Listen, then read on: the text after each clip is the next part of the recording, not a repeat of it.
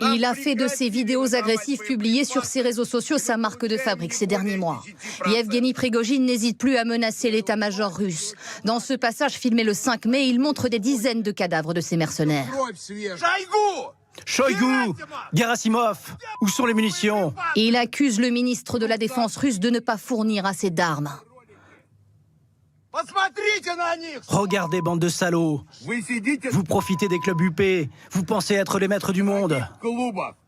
Prigojine, le monde a réellement découvert son visage en 2022, quand avec sa puissante milice privée Wagner, il éclipse l'armée russe sur le front de la guerre en Ukraine avec ses 25 000 hommes.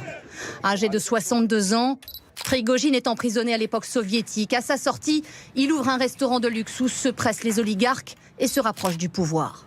Dans les années 2000, il monte aussi une entreprise qui fournit les rations de l'armée russe et du Kremlin, ce qui lui vaut ce surnom, le cuisinier de Poutine. Il s'est retrouvé à la tête d'un empire, alors donc il a commencé à décrocher des contrats publics, jusqu'au moment où on lui a proposé de jouer un rôle dans l'influence que la Russie peut avoir à l'étranger. Sa fortune personnelle est alors immense.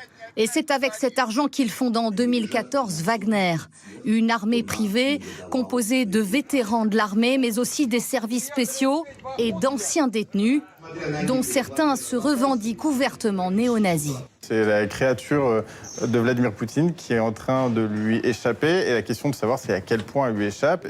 Une influence qui n'a cessé de prendre de l'ampleur. Prigojine et sa milice sont aussi très présents en Afrique, où depuis des années, ils ne cessent de tisser leur toile.